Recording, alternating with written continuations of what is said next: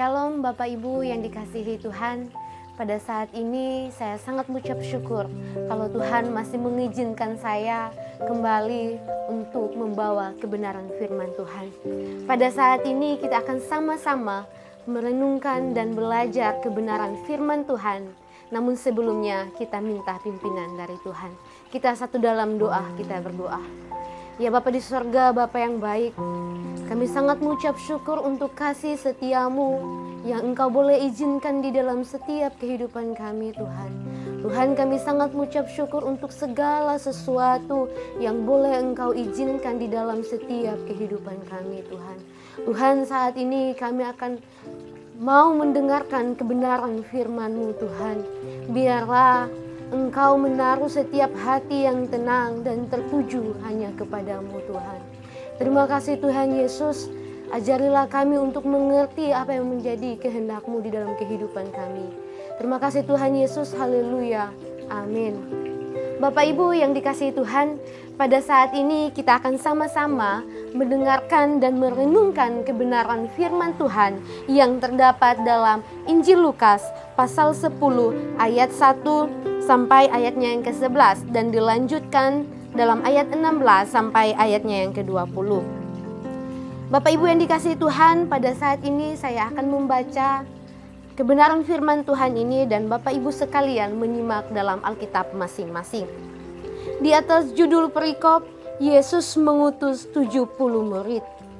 Kemudian daripada itu, Tuhan menunjuk 70 murid yang lain, lalu mengutus mereka berdua-dua mendahuluinya ke setiap kota dan tempat yang hendak dikunjunginya. Katanya kepada mereka, "Tuaian memang banyak, tetapi pekerja sedikit. Karena itu, mintalah kepada Tuan yang empunya tuaian, supaya ia mengirimkan pekerja-pekerja untuk tuaian itu. Pergilah, sesungguhnya aku mengutus kamu seperti anak domba ke tengah-tengah serigala. Janganlah membawa pundi-pundi atau bekal atau kasut, dan janganlah memberi salam kepada siapapun selama dalam perjalanan. Kalau kamu memasuki suatu rumah, katakan lebih dahulu, damai sejahtera bagi rumah ini. Dan jikalau di situ ada orang yang layak menerima damai sejahtera, maka salammu itu akan tinggal atasnya. Tetapi jika tidak, salammu itu kembali kepadamu. Tinggallah dalam rumah itu, maka makan dan minumlah apa yang diberikan orang kepadamu, sebab seorang pekerja patut mendapat upahnya. Janganlah berpindah-pindah rumah. Jikalau kamu masuk dalam sebuah kota dan kamu diterima di situ, makanlah apa yang dihidangkan kepadamu, dan sembuhkanlah orang-orang yang sakit yang ada di situ, dan katakanlah kepada mereka, kerajaan Allah sudah dekat padamu. Tetapi jikalau kamu masuk ke dalam sebuah kota dan kamu tidak diterima di situ, pergilah ke jalan-jalan raya kota itu dan serukanlah. Juga debu kotamu yang melekat pada kaki kami kebaskan di depanmu. Tetapi ketahuilah ini, kerajaan Allah sudah dekat." Ayatnya yang ke-16, "Barang siapa mendengarkan kamu, ia mendengarkan aku. Dan barang siapa menolak kamu, ia menolak aku. Dan barang siapa menolak aku, ia menolak dia yang mengutus aku." Ayat ke-17, "Kemudian ke-70 murid itu kembali dengan gembira dan berkata, 'Tuhan, juga setan-setan takluk kepada kami demi nama-Mu.' Lalu kata Yesus kepada mereka, 'Aku melihat iblis jatuh seperti kilat dari langit. Sesungguhnya aku telah memberikan kuasa kepada kamu untuk menginjak ular dan kalajengking, dan kuasa untuk menahan kekuatan musuh, sehingga tidak ada yang akan membahayakan kamu.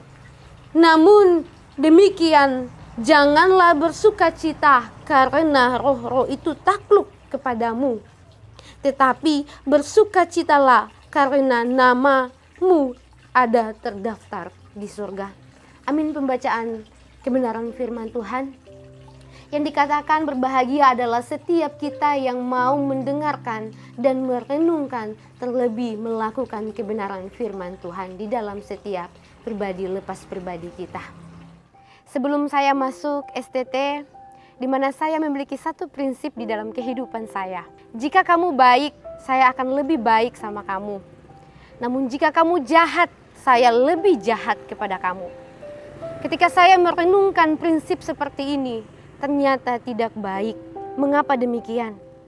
Karena di dalamnya tidak ada kasih, tidak ada saling mengasihi, tidak ada saling peduli satu dengan yang lain. Kebenaran firman Tuhan pada saat ini yang kita akan renungkan, di mana kebenaran firman Tuhan ini yaitu bertolong-tolonglah. Bapak Ibu yang dikasihi Tuhan, kata bertolong-tolonglah merupakan suatu sikap untuk hidup lebih saling mengasihi, untuk lebih saling peduli dengan satu yang lain. Namun tidak sedikit orang Kristen yang hidup dalam bertolong-tolong. Mengapa demikian? Mungkin ada berbagai banyak faktor. Salah satunya yaitu faktor keegoisan. Sehingga kita tidak mau menolong orang lain. Kita terlalu mementingkan diri kita sendiri sebab akhirnya kita tidak bisa menolong orang lain. Mungkin kita pernah disakiti oleh orang lain, sehingga kita tidak mau menolong orang lain. Atau mungkin saja memang kita tidak mau menolong orang lain, membantu orang lain, karena memang kita tidak mau menerima orang itu. Terkadang Tuhan mengizinkan orang yang pernah menyakiti hati kita, itulah orang yang akan menolong diri kita. Namun dalam nas ini, di mana Tuhan melihat bagaimana cara untuk memperlihatkan kepada orang-orang pada saat itu, untuk hidup saling bertolong-menolong. Betapa pentingnya kita saling tolong-menolong di dalam kehidupan kita. Khususnya di dalam pelayanan sebagai umat yang percaya kepada Yesus Kristus. Dalam nats ini yang telah kita baca, ada dua nasihat yang harus kita lakukan dan pahami apa arti sesungguhnya bertolong-tolong sebagai orang yang percaya di dalam pelayanan kita.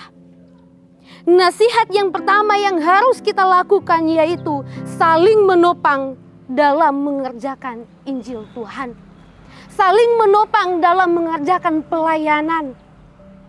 Kita dapat melihat di dalam ayat 1 sampai ayatnya yang ke-11. Hidup saling bertolong-tolong adalah di mana kita saling menopang. Yang artinya di mana kita saling membangun. Kita saling mengerti. Kita saling menerima. Kita saling menguatkan. Kita saling membantu satu dengan yang lain. Kita saling mengasihi dengan yang lain untuk mengerjakan panggilan Tuhan, untuk mengerjakan pelayanan Tuhan, untuk mengerjakan Injil Tuhan yang Tuhan percayakan kepada kita, untuk mengerjakan suatu tugas tanggung jawab yang Tuhan telah percayakan kepada kita. Kalau kita melihat di dalam ayatnya yang ketiga, di mana Yesus mengutus murid-murid ini berdua-duaan. Ketika Yesus mengutus mereka untuk memberitakan kebenaran firman Tuhan. Apa maksud dari Yesus mengutus murid-murid ini dengan berdua-duaan? Supaya ketika ada yang lemah, yang satu menguatkan. Ketika ada yang terjatuh, yang satu membangkitkan. Sebab mereka di mana diutus seperti anak domba di tengah-tengah serigala. Jika seekor anak domba bergabung di dalam kawanan 10 ekor serigala, bagaimana jadi nasibnya seekor anak domba itu? Mungkin dia akan terlihat bingung. Dia tidak tahu apa yang harus dia lakukan. Dia bingung dengan keadaan. Namun jika beberapa ekor anak domba yang hidup dalam kawanan serigala itu, mungkin mereka akan saling tukar menukar pikiran. Bagaimana, apa yang harus mereka lakukan? Bagaimana mereka bertindak untuk melakukan pelayanan?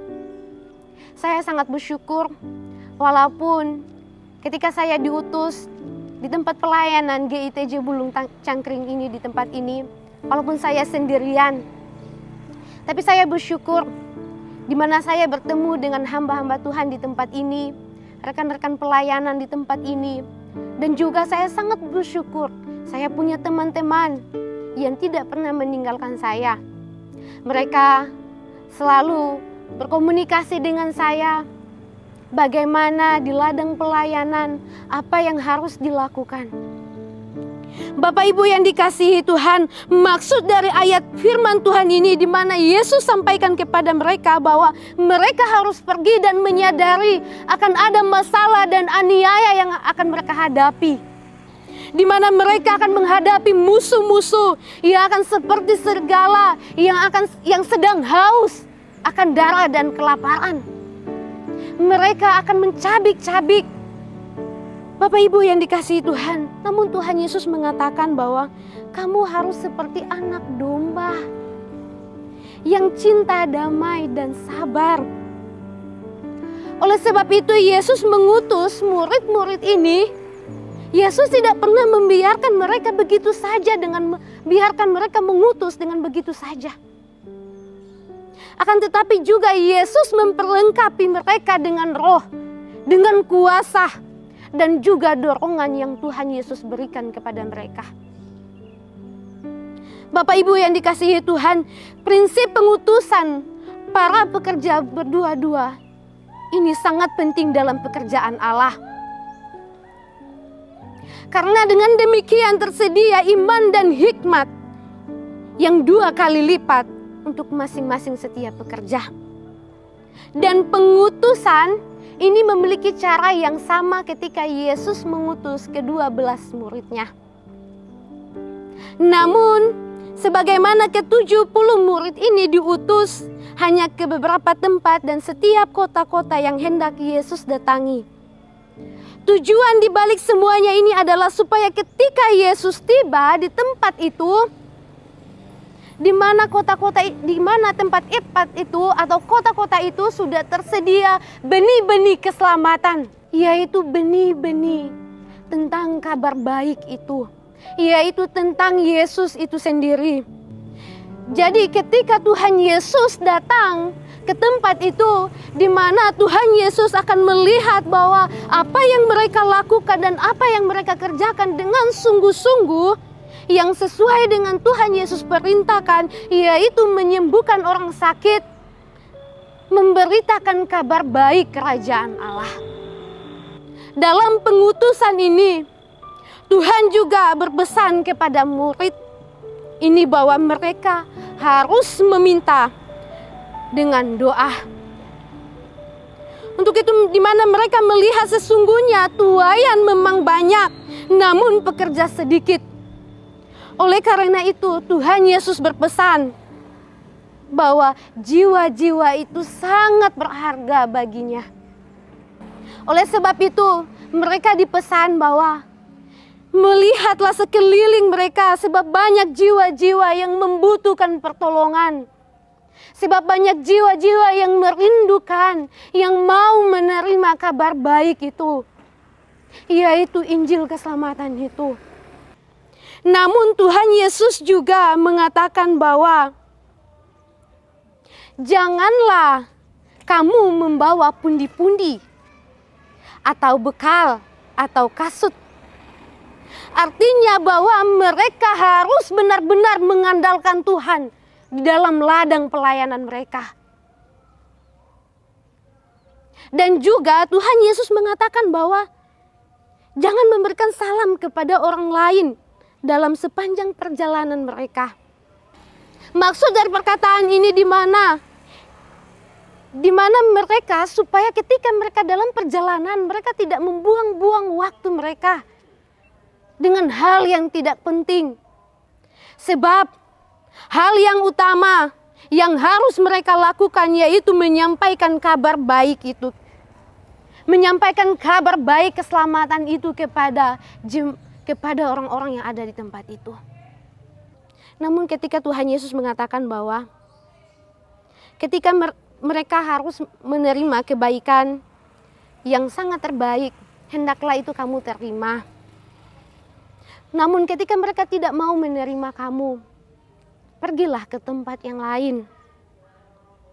Karena orang yang menolak kedatangan mereka juga menolak Yesus Kristus.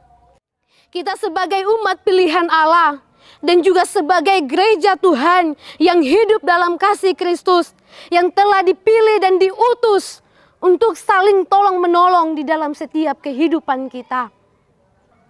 Kita dipilih bukan saja untuk menolong orang lain.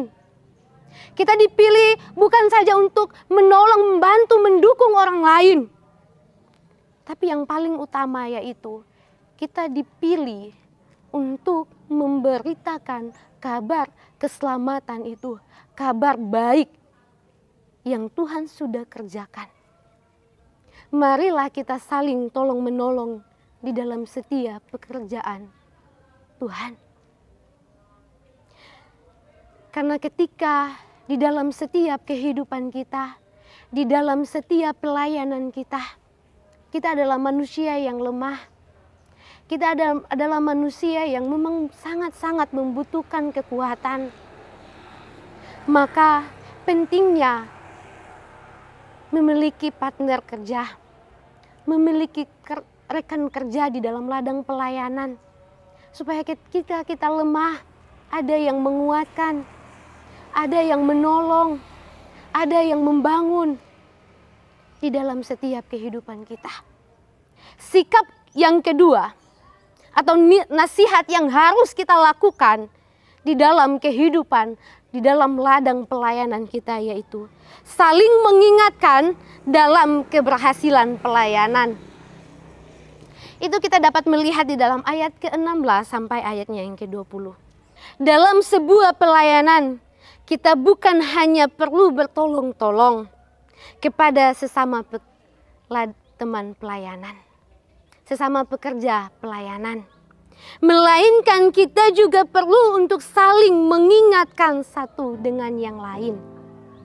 Supaya tujuan dan hasil yang kita lakukan bukan tertuju kepada diri kita sendiri, melainkan tertuju kepada Tuhan Yesus Kristus. Dalam bagian yang kita baca ini, di mana terlihat bagaimana sukacita para murid kembali dalam pengutusan itu. Mereka berkata, Tuhan, juga setan-setan takluk kepada kami demi nama-Mu. Para murid dengan begitu senang dan begitu sukacita karena hasil yang mereka dapatkan. Mereka sangat bersukacita karena mereka dapat menyembuhkan orang-orang yang sakit. Mereka dapat melakukan banyak mujizat. Mereka sangat bersukacita, Bapak Ibu yang dikasihi Tuhan. Namun Yesus menanggapi sukacita dari para murid tersebut. Ia mengatakan bahwa janganlah bersukacita karena roh-roh itu takluk kepadamu, tetapi bersukacitalah, namamu ada terdaftar di surga. Tujuan Yesus dalam ini, ia mengingatkan para murid itu untuk tidak terlena dengan apa yang mereka lakukan. Untuk tidak terlena apa yang sedang mereka kerjakan. Untuk tidak terlena apa yang sudah berhasil, yang mereka sudah lakukan. Keberhasilan mereka dalam melakukan pelayanan itu. Tetapi yang Tuhan inginkan supaya mereka terfokus kepada Allah. Mereka melihat bahwa semua yang mereka lakukan itu karena kuasa Allah. Itu karena Tuhan yang berikan, bukan karena kekuatan mereka, bukan karena kepintaran mereka, bukan karena hebat mereka. Namun semuanya itu karena Tuhan Yesus yang berikan kepada mereka. Yesus mengingatkan kepada mereka supaya mereka tidak terlena dengan keberhasilan mereka. Supaya apa Bapak Ibu yang dikasih Tuhan?